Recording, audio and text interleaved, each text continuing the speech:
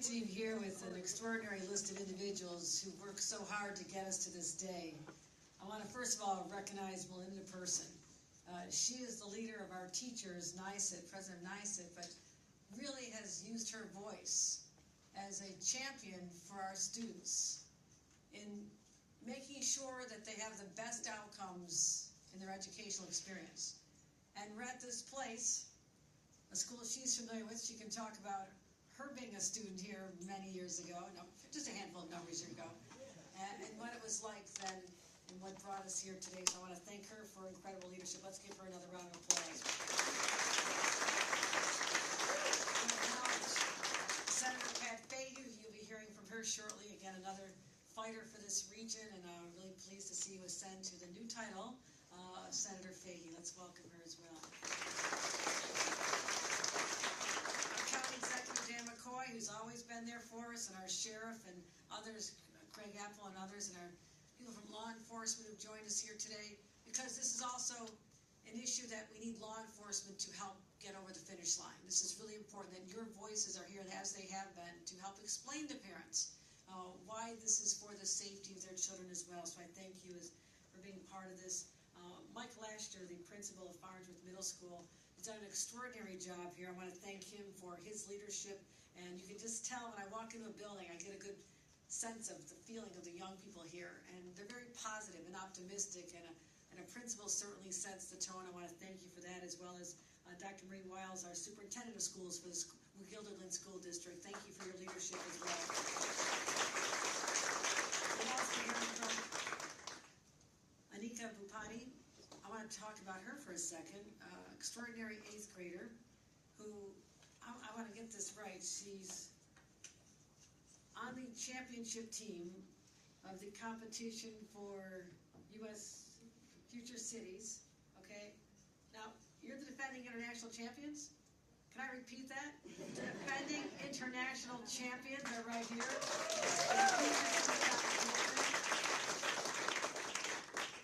I'm hoping to watch a game this weekend and be closer to a national championship for my team.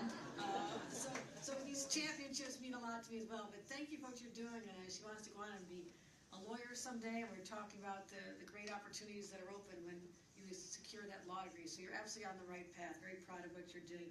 You'll also be hearing from Roberto Rios, our Vice President of the Parent-Teacher Association. The Parents-Teachers Association, PTA, has been so important in validating the importance of doing this and being that connective tissue between these policies and the students and teachers and the parents that you represent. So Roberto, I want to thank you for your work here as well.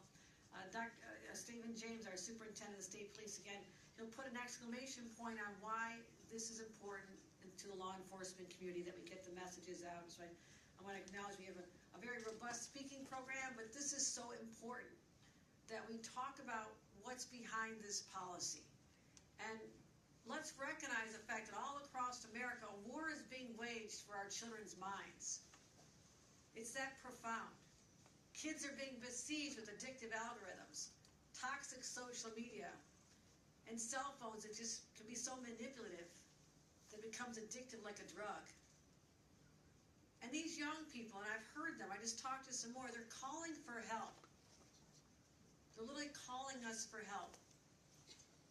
And as the adults in the room, the policymakers, it's our job to pick up that call and then put down that phone. That's what we're talking about here today. So I'm very cognizant of how we'll be judged in the future for what we do today in our respective roles. And I believe we'll be judged harshly if we don't look at the data that is so overwhelming of the negative impact of social media and cell phones on children's developmental abilities to function as not just as kids but ultimately as adults, and how so many times that these social media platforms have had a profoundly negative impact on our children's mental health, especially the young girls who are contemplating suicide and experiencing depression at higher rates than ever before. There's something going on here. We can no longer turn a blind eye to it. We have to be the ones who, when history looks back, are the ones who stood up, who waged this fight and protected the future leaders of our state. And I'm so proud to be here today as we put an end to digital distractions in our classrooms. Last year, many of you know, and I was with Melinda in person many times, we crisscrossed the state. We had roundtables, listening sessions, talked to everyone involved, parents, teachers, students, principals, school board members, superintendents. But the voices that meant the most to me were those students. And what they told me was that they're distracted. It's hard to focus.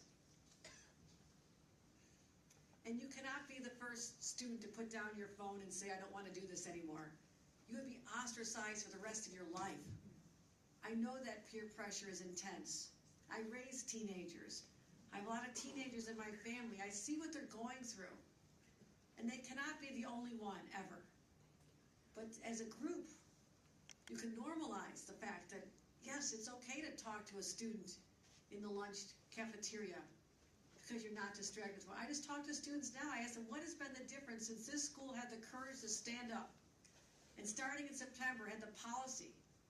We're willing to go into a place that very few schools have gone. And I thank again our principal and our superintendent. Those students told me that kids are talking to each other in the cafeteria and between classes. And think about that. For that to be rather an earth-shaking announcement tells you how silent it was before. And that's what I've heard from so many principals. They say, we're hearing noises in the halls again, laughter. Sometimes the kids are pushing and shoving, but you know what? They're not glued to this. And for their developmental and emotional well-being, it is so much more positive for them to have human connections and make friends that otherwise would not be their friends because their only friends live in a virtual world.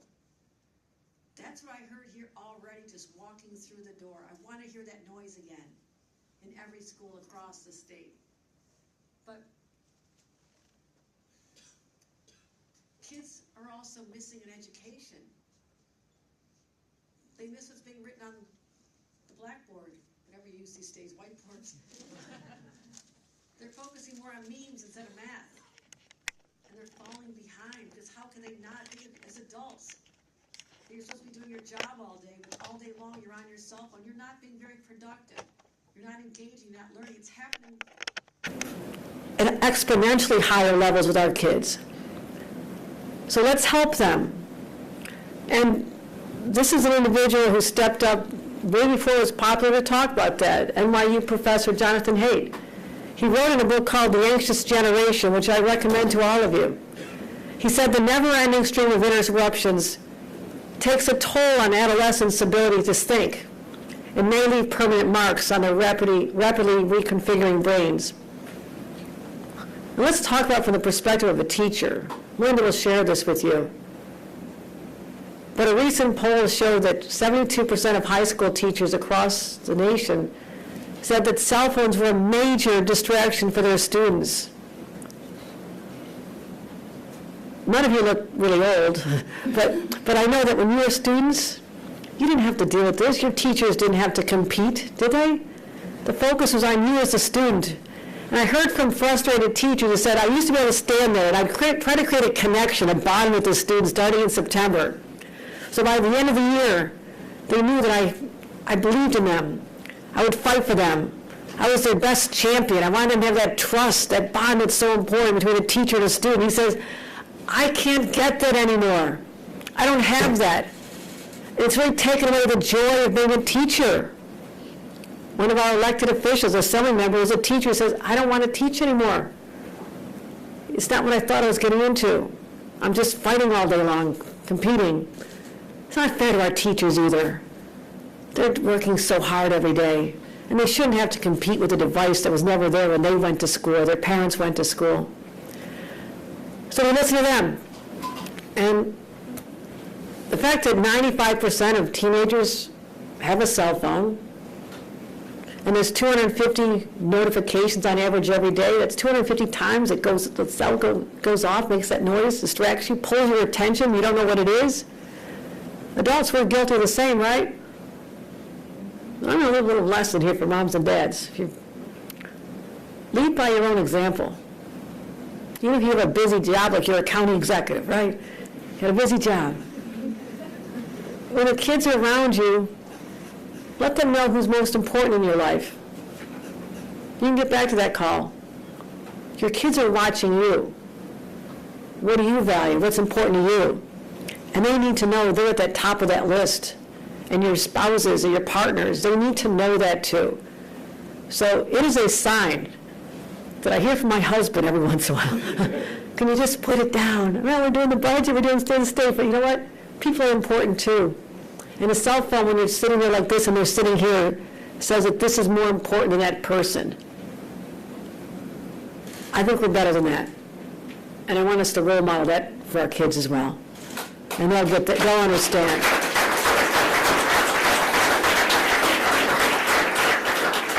And those of you who've been listening to me on this journey for well over a year know I've said this before, so the press can count how many times I've said this. It's one of their favorite pastimes. How many times is she going to say this again?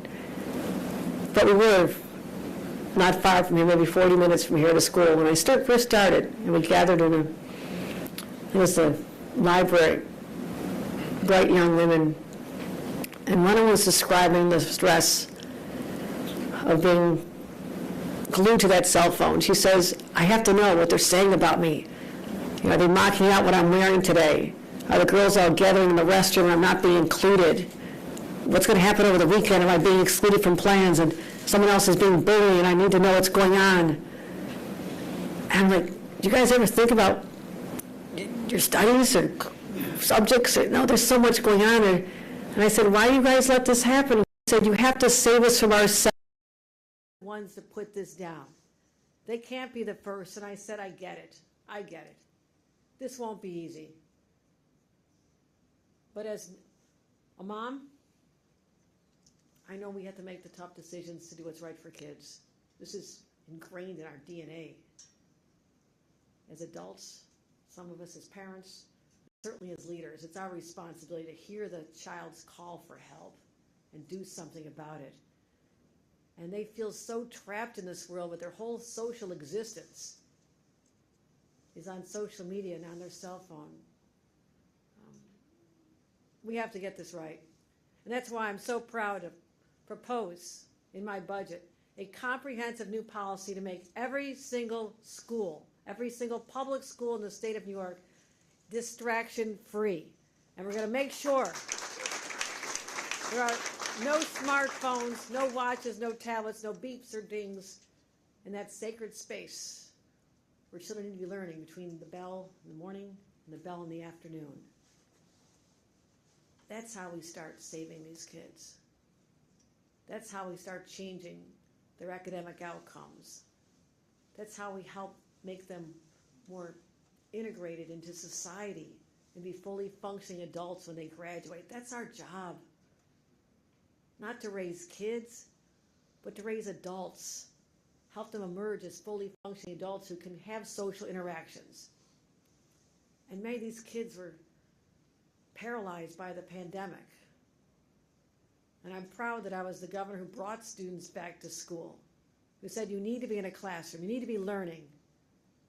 And I just heard from one of the students now, that one of the teachers who told me, she says they're still affected by the pandemic when they were so disconnected, but they became so reliant on this for their very existence. And now that carries over all these years later. They can't break the addiction. So that's what this proposal will achieve. Freedom for these kids, freedom for parents to know that their kids are learning. You don't have to worry about them. They're going to be okay. They're not being pulled into this dark space. It's better for your own children's mental health. It's good for the teachers. It's good for the environment. And that's why we will apply this bell to bell. And I said, some places say we'll leave it up to schools. We can do that. I have about 100 schools, maybe 26 in this area that have done this. But I have hundreds and hundreds of schools that have not, because it's hard. You don't want to be on that school board, or maybe the school superintendent, or somebody's going to be mad about it. You've got enough to worry about. So you need someone to be the heavy. It's my job, right? Let me be the person who says, I'm putting our kids first. I'm putting the mental health of our children first. And we'll let each individual school district develop how they want to store devices. I saw some opportunities in some of the class. I saw some examples, ensure compliance. We're not going to tell you what to do there. But I'll tell you this. There's another dynamic as a parent whose kids were young during Columbine. That nightmare, your worst nightmare, that something happens with a shooting on your child's campus, or they're in their school, grade school, even kindergartens, it happens. And our law enforcement is here because they have a message. They understand that real feeling, because these are parents as well. They understand that need to be connected to your child. But if there is a mass casualty event or a shooter on the grounds, the last thing you want to have is your child fumbling for their cell phone, pulling it out. Maybe they think they need to be texting their friends first or sending messages to their friends first. Maybe even videoing it, because I'm going to be the one who captures this. And guess what? That distraction can mean that they're not safe. They've lost their focus on the person in the front of the room who is trained to take care of them and get them to safety. And I didn't know that until I heard that from law enforcement, and all of a sudden I realized the bell went off, light went off in my head. I said, that's right. And if parents knew that and understood that, they wouldn't be thinking they need to have this connection all day long. And make sure that every school will have some way to reach your parents, and parents can reach you. Yes, things happen. Things happen. Of course you're going to have that access. But it doesn't have to be in your hand or in your pocket all day long. It's time to cut that cord and let our kids be kids and let them ultimately become adults. So we will have a requirement that all the schools have a way that parents can reach their kids and vice versa when it's necessary. And we want parents involved in this. This is what every school district has to do. That's what the principal here told me they did. They had meetings with parents, and the PTA meetings were so important to this. Education's everything. But also law enforcement. We need your voices. Just continue standing up. And law enforcement is on board with this. And they know they want to be able to focus on the safety of the children. And I'm also proud that there's advocates like the NAACP. We have Anthony Harmon, who's the president of the education sector of the NAACP for New York City. I want to thank him for joining us. Anthony has an important perspective to make sure that the application of this is not discriminatory, that some schools are not suspending kids and not letting them come back, and another school is going to say, okay, little slap on the wrist, you're okay. That's not fair. That's why this has failed in the past for others who've thought of this. Failure is not an option for us. We're going to get this right. We spent a lot of time on this, bringing together all the voices that need to be at the table, and I want to make sure that everyone pays close attention to what Mr. Harmon says as well. So I want to make sure that every child, regardless of their skin color, is treated the same when it comes to the application of this, regardless of what school you're in. So that's important to me. And we'll be releasing a report on the insights and all these listening sessions and an implementation guide. I encourage all of you to take a look at this, and we'll come back. I'm going to keep evaluating this. 1 year from now we'll talk about this, and the year after we'll talk about it, the year after we'll talk about it. We're going to talk about progress being made. But if you talk to principal Lasher right now, he's going to have an important perspective to tell you. And I'm really proud that we're going to do this, and by September every school will have a policy in the state of New York. Clearly we'll have exceptions if there's medical needs or for an academic reason or a child that needs this because of a disability, or there's language challenges, English is not a first. Of course we're going to make those exceptions. This is not punitive. We're just trying to get it right. And to support purchasing and whatever support the school district need, I've already put $13.5 million in our budget to help the school districts to acquire some storage options at their own choice. But all I know is that when I hear kids in need, and I hear teachers, and I hear parents, and I hear others who need something done, I don't mind. I'll step into that fray. I will always do what I think is right. And this one, having distraction-free classrooms across the entire state of New York, joining only 8 other states that have gone this far, will show our leadership, will show how we prioritize our kids and their mental health, and our kids and their learning abilities.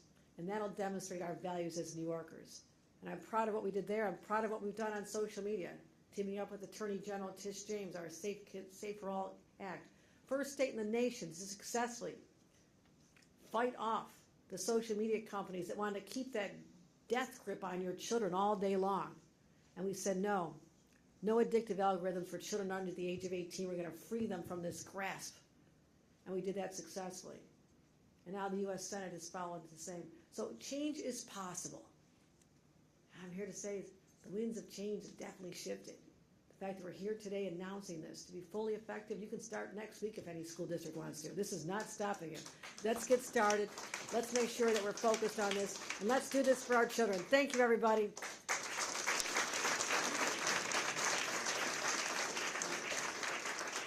Again, an incredible champion who is talking about this in every corner of the state and has hosted roundtables and a symposium just a few months ago and has really lent the credibility of her position to this, the leader of NYSET, Linda Person.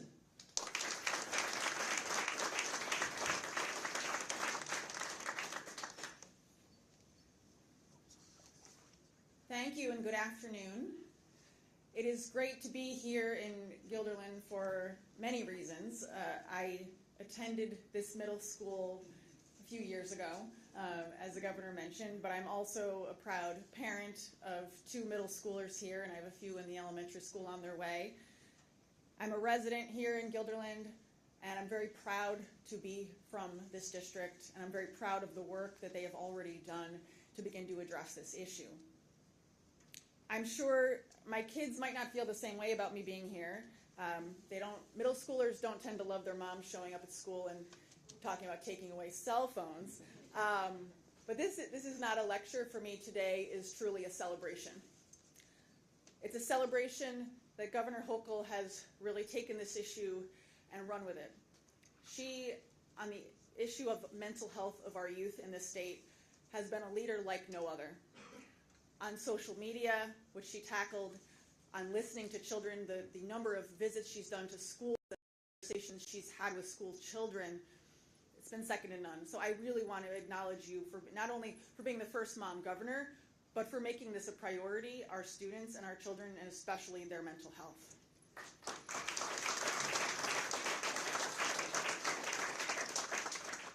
Now, there are many educators here in the room, and it's not news breaking to them that cell phones are a problem in our schools.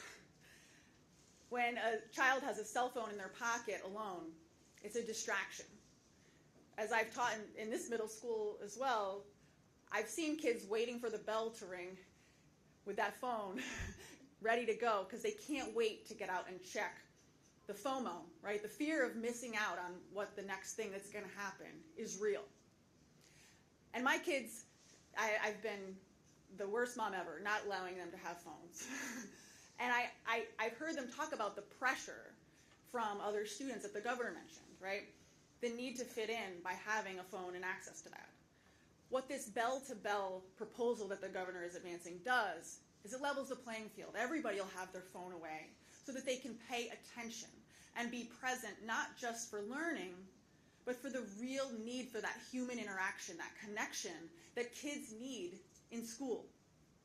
Social emotional learning and the ability to talk to your peers and our teachers and the other people in the school buildings is so critically important.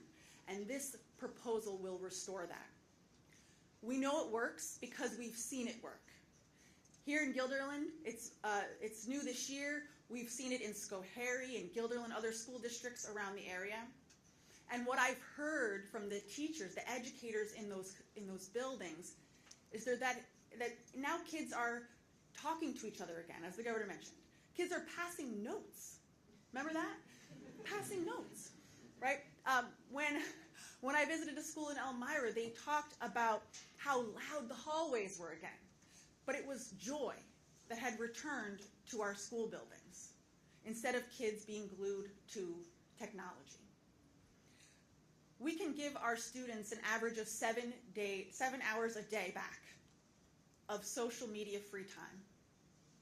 And so when you think about that, so it's a good portion of the day. But for me, it sounds a lot like we're giving them their childhood back.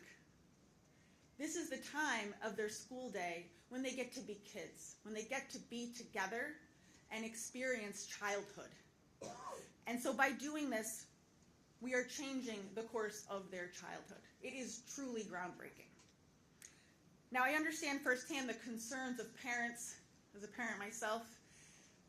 And I actually had the same thoughts that the governor mentioned about safety and the number of emergencies that our schools have experienced and lockdowns, etc., seems to be increasing. But when I heard from law enforcement as a parent myself, I knew that the best thing for my kids was to have phones away. And so it's amazing to be a part of a coalition of principals, superintendents, we got almost the whole Guilderland School Board back there, law enforcement, legislators. It's amazing to be here together with a group of people who are putting our students and learning first. Schools are places of learning, and by putting our phones away, we can make sure that that maintains on the utmost forefront of our minds. Now, I want to just close with this. This is something that I actually heard from one of our students, Jax, who's in the back from Schoharie. She was on a panel of students talking about this, and she said, you know, people think that we're taking something away when we take these phones from kids. But I don't see it that way, she said.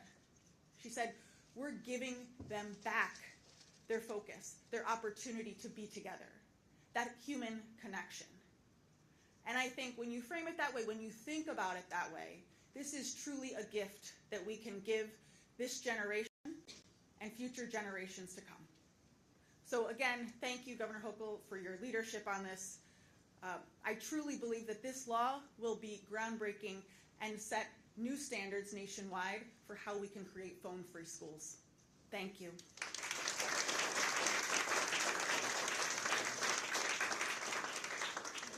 And I am now extremely proud to introduce our next speaker, 8th grader at Farnsworth Middle School here, Anika Bhupathi.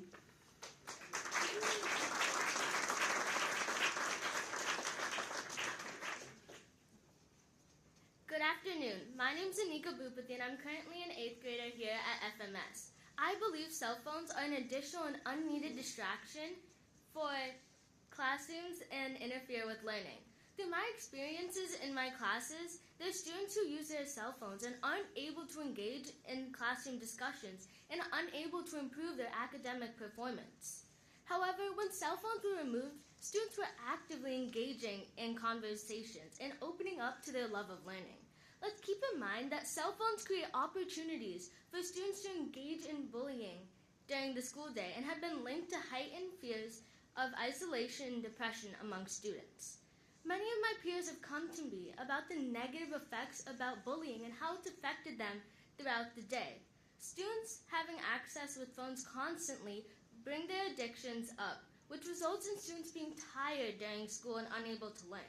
However, with phones being put away, students are able to de-escalate situations on social media, and the amount of cyberbullying is reduced.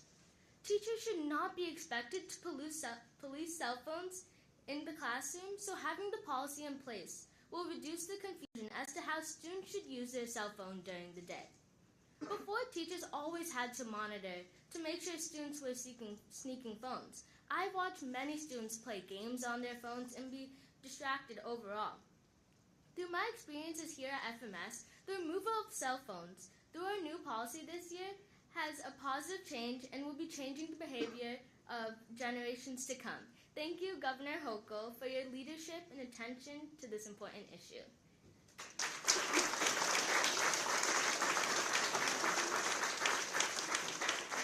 The next speaker will be Mr. Rojos.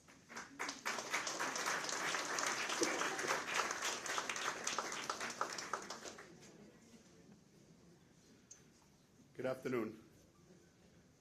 Students are talking to each other. Isn't that great? I love that quote, Governor.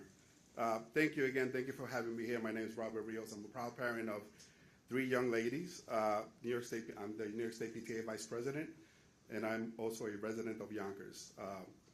So my wife and I fully understand the concerns regarding smartphone usage in classrooms.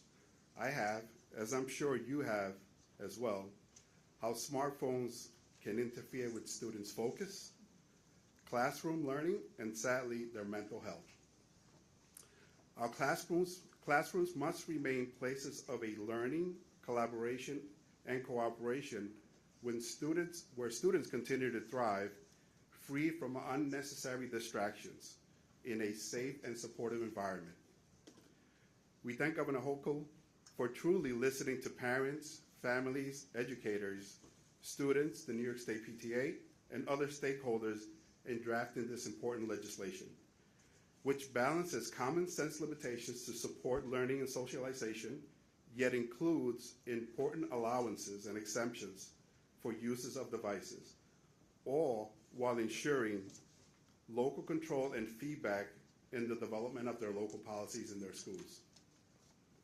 As a parent, I know many of us share one common concern. How will I stay connected to our children during the school day? Well, let me share with you that this initiative fully considers the importance of maintaining parent-child communications. That was a critical component to PTA parents and families. Schools adopting distraction-free environments will need to provide clear communication plans, whether through existing or new channels, emergency procedures, or check-ins during appropriate times. Schools will need to prioritize keeping parents informed and connected with our children if needed. We also appreciate the inclusion of the necessary allowances like times of emergency for health, safety, learning users, and certainly for our most important students with disabilities or medical needs. It is important to understand that today's report highlights the internet-enabled, device-free environment does not compromise student safety. In fact, they're intended to help craft a more mentally healthy space. Additionally, schools are encouraged to strengthen engagement with in-person activities like clubs, sports, arts, an opportunity to offer our kids exciting alternatives to screen time. We believe this initiative is a positive, proactive step for all of us. As parents, educators, and education advocates, by working together, schools, parents, and communities, we can ensure that every child has the opportunity to succeed, free from unnecessary distractions. However, we must do our part as well. That means talking to our kids about the appropriate times for cell phone use, about putting phones away at the dinner table, or when having conversations and spending time with our own children. The health and wellness, mental health of our children is of the highest priority, and we stand ready to be a partner to the measure of our mission of every child with one voice. Thank you, Governor Hochul.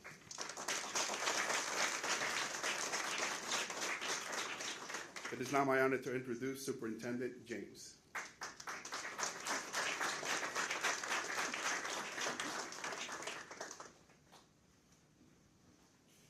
Good afternoon, and thank you for the introduction, Mr. Rios. I also would like to thank Governor Hochul for bringing us together for a common purpose. It is our students. So I know parents may feel a sense of comfort knowing that their children have cell phones at school because they can provide instant communication in an emergency. I'm a parent as well, so I can relate. But I also can tell you from experience, in emergency situations can be very stressful, it can be chaotic, and it can unfold very quickly. And all of this is a combination that many children have never endured, never experienced. And it is critically important that the students are paying attention to the direction, as was mentioned earlier, by the school staff. Those staff who are adequately trained in how to handle and address various situations. Students may instinctively reach for their phones first instead of focusing on those instructions that are being conveyed. Instructions that are intended to help them get to a safe place. And they may unknowingly text or post inaccurate information to social media and cause confusion, quite possibly to parents or to emergency responders. Therefore, it's important to encourage the students to stay alert during emergencies and to follow instructions from those trained school staff and emergency responders without being distracted by their phones.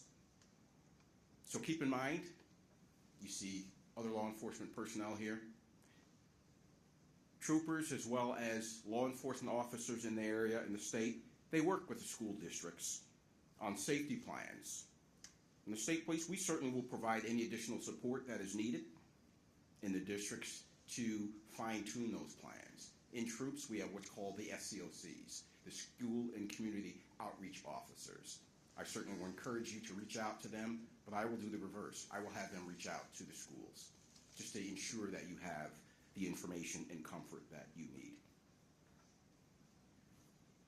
It is good to see a bunch of friendly faces here, gathered around a common cause. And so with that regard, I certainly like now to introduce to you Senator Fahey. Good to see you.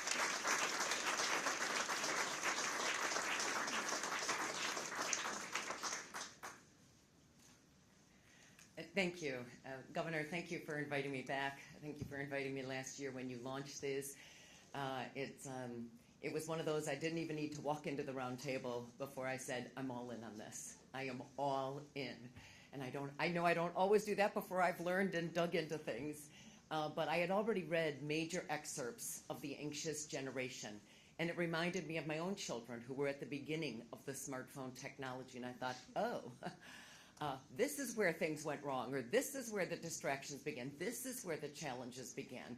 And it's quite laid out, it's quite detailed, and all I could think is, as you were talking earlier about the digital distraction, how many years did we talk about closing the digital divide? Well, we've more than closed it, and maybe we overcompensated, and then as you mentioned, COVID sent everything off the rails. And then when we told students to stay home and stay on their devices, it just furthered the problem. So this is yet another casualty of COVID, and I so appreciate your leadership on this, Governor, in saying we're going to change it now. And I think it's wonderful that the teachers are here with you, and that Melinda and so many more have been with you every step of the way, as well as law enforcement. You've got the support of the police, our county sheriffs all over, and that says something because they know a little bit about this as well. I think it's incredible that we come together and do this, really what is a course correction and can make a difference. So, well, this is the budget season. This is really not about funding. This is something where you're showing national leadership, and this will have a national ripple effect when New York does this, and we're already seeing extraordinary success here in Guilderland. Thank you, Guilderland, for always being out front. But this is another one. It's not about the money. And I appreciate that you're going to help with some of the smaller expenses on this. But this is about a policy change and not leaving this to the classroom. This is something we need, that statewide policy. We need that statewide direction because parents are apprehensive. Who isn't a parent of a school-aged child that isn't apprehensive with the violence and more kind of fueling the mental health challenges? So we also know from the research, which is rather profound, behavioral changes, it takes a few weeks for behavioral changes. So within a few weeks, I really think we will see different schools. We'll have more students talking to each other. And I so look forward to this, and really not a moment to waste as far as I'm concerned. So with that, I just want to say happy to join you every step of the way on this, and it cannot commend you enough for your leadership, and I hope the rest of the country, if not the world, is watching on this. And with that, to hear more, I'm so pleased to be joined by Anthony Herman, the president of the New York City NAACP and a retired teacher. Thank you.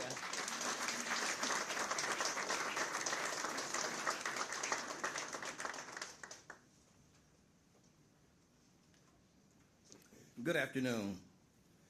On behalf of the NAACP, the National Association for the Advancement of Colored People, and our New York State Conference President, Hazel Dukes, we come today to say thank you, Governor Hochul. Thank you, Governor Hochul, for taking and showing bold leadership, and in the words of John Lewis, showing raw courage as we tackle this issue of cell phones in our public school system. You're showing your commitment to creating an environment in our schools that is more conducive to learning and that puts New York's children first and position them to succeed academically. As a former classroom teacher who was there on 9/11, I can tell you the chaos that happened in our public school system. And I would tell you that the cell phones did not add one bit of comfort. If anything, it created more of a distraction. Governor Hochul, and thank you, and I want to echo what you said, because a great concern to the NAACP is that once this policy is implemented, is that it's consistent throughout the state of New York, that the kid in Farmingdale is treated no different than a kid in the Finger Lakes area, or the kid in Brooklyn is treated no different than a kid in Buffalo. Thank you, and it's something that we look forward to working with you on. We firmly believe that we can do this without adding additional barriers to the academic pursuit for students, and that create these punitive measures. We don't want kids out of classrooms for this issue. We want kids in classrooms, and we want our teachers teaching. Let our teachers teach. We're not expecting our teachers to police this issue, but we want to be partners. The New York State Conference has over 50 branches throughout the state of New York, and each of us are eagerly awaiting to work with our public school systems to tackle this issue of creating these distraction-free areas. And I want to thank you for allowing us to share our concerns and our views as it relates to cell phones in our public schools. Thank you, Governor.